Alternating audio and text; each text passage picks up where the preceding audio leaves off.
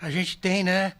Você acabou de dizer da violência aí, do acirramento das posições que levaram recentemente ao crime, né? Do petista que comemorava seu aniversário e acabou sendo assassinado por um outro militante do bolsonarismo, né? Exatamente. Então, você vê essa questão.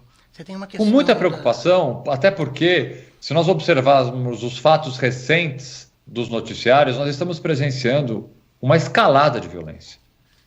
Não são atos isolados, né? A morte, o assassinato deste militante petista por um apoiador do governo federal não foi um ato isolado. Vem numa escalada de governo que é, inclusive, incentivada pelo próprio presidente Bolsonaro. O presidente Bolsonaro tem culpa, sim, ao incentivar a violência de seus apoiadores, ao incentivar um discurso de ódio.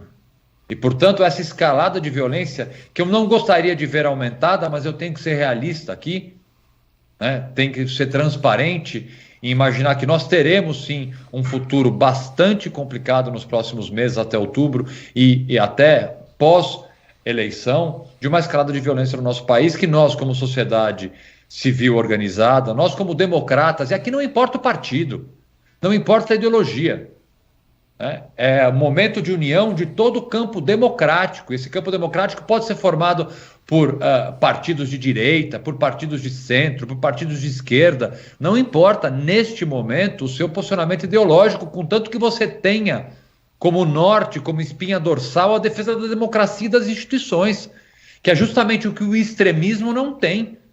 Nós não podemos desrespeitar a instituição, desrespeitar um poder, ameaçar, por exemplo, não obedecer uma ordem judicial, como o presidente Bolsonaro faz com frequência. Eu não concordo com uma ordem judicial, eu recorro. É o que eu faço como advogado há 20 anos. Jamais, em nenhum momento, via uma autoridade pública ameaçando desrespeitar uma ordem judicial. Isso é barbárie, isso não é democracia, que é o que, infelizmente, nós estamos, de certa forma, aí flertando nesse momento no nosso país. Augusto, o senhor comentou agora, acabou de falar que o presidente Bolsonaro tem parte dessa culpa, né, por conta dessa barbaridade que aconteceu nesse assassinato, nessa festa. Um dia depois que aconteceu, se eu não me engano,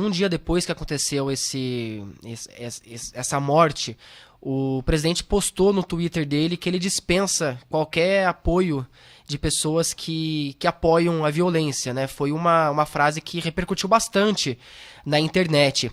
Qual que é a avaliação que o senhor faz dessa frase do Bolsonaro? É uma tentativa de fazer um uso político eleitoral de uma tragédia, é o que ele fez. E posteriormente, depois ele foi gravar com parte da família dessa vítima.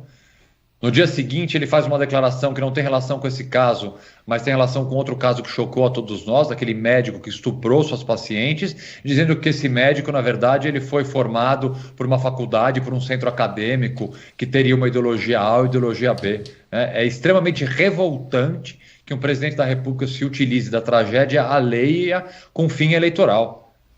Então, as palavras de condolência, de não quero apoio de pessoas assim, são bravatas, são palavras da boca para fora, porque o Bolsonaro sim está se utilizando desse fato, dessa tragédia, agora para fazer uma construção eleitoral. Aí você vai poder me falar, mas o outro lado também não está usando. Não, na verdade, o outro lado foi vítima.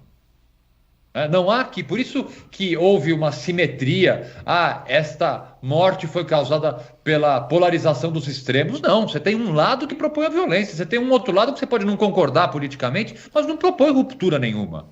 Não propõe desrespeito à democracia, não propõe armar a população. A gente tem um lado que propõe armar a população e um lado que defende a democracia. Você pode até não concordar com esse lado, não querer votar nesse lado, mas não dá para você colocar esses dois lados numa mesma gaveta, como se fossem dois extremos. Não, aqui a gente só tem um extremo, e um extremo é o bolsonarismo.